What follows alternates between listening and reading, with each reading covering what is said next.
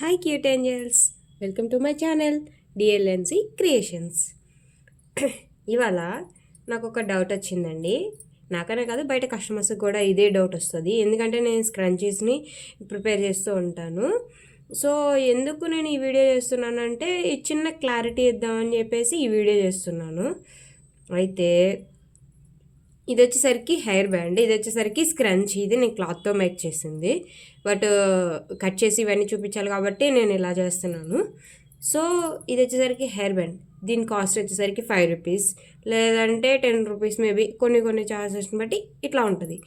దీని వాల్యూ వచ్చేసరికి బయట మార్కెట్లో మేము ప్రిపేర్ చేస్తే ఓన్లీ మా దగ్గరే కొన్నారనుకో 20 రూపీస్ పడుతుంది.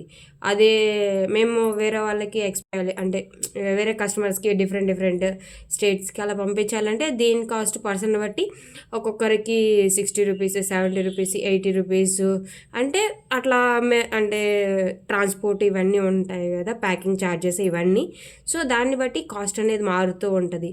బట్ డైరెక్ట్గా షాప్కి వెళ్ళి అంటే లేదంటే డైరెక్ట్గా ఇంటికి వచ్చి కొంటే మాత్రం దీని కాస్ట్ 20 రూపీస్ నుంచి 30 రూపీస్ వరకే ఉంటుంది. చాలా తక్కువ ప్రైస్లోనే ఉంటుంది. దీంతో పోలిస్తే ఒక 2 టైమ్స్ ఎక్కువ ఉంటుంది.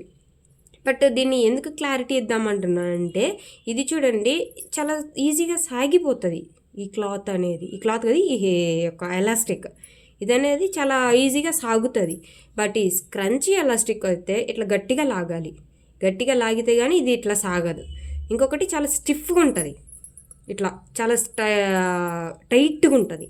ఎట్లా ఉంటుంది దీని యొక్క. ఇప్పుడు దీన్ని మీకు కట్ చేసి చూపిస్తాను చూడండి, ఎందుకంటే స్క్రంచీకి హెయిర్ బ్యాండ్కి డిఫరెన్స్ తెలియాలి కదా, అలా అందుకోసం. ఇదిగో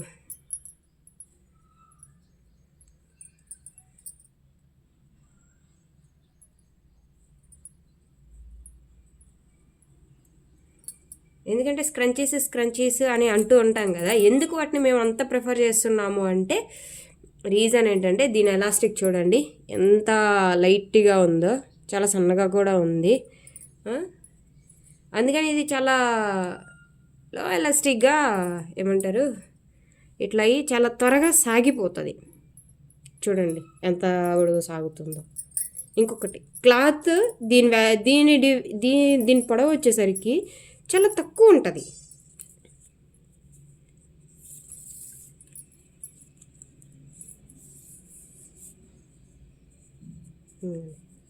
13 ఉంది, 13 cm ఉంది, 13 సెంటీమీటర్స్ ఉంది. ఇది వచ్చేసరికి హెయిర్ బ్యాండ్ యొక్క లెంత్ ప్లస్ దాని యొక్క ఎలాస్టిక్. ఇప్పుడు ఇది స్క్రంచీ, నేను క్లాత్తో మేక్ చేసినటువంటి స్క్రంచీ ఇది.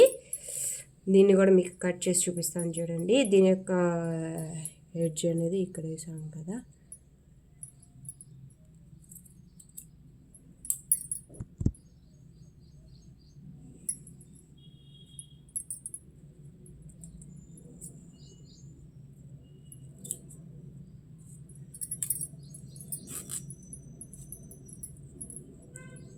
చూడండి.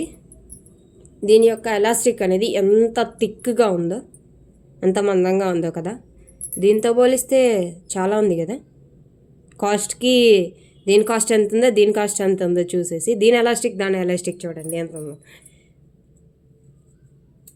కట్ చేసేసి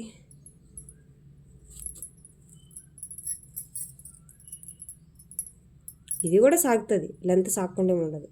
బట్ దీని ఎలాస్టిక్ చాలా టైట్గా ఉంటుంది.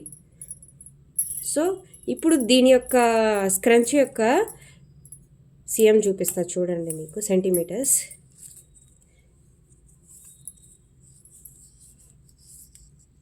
అది హెయిర్ బ్యాండ్ యొక్క లెంత్ వచ్చేసరికి 13 cm ఉంది.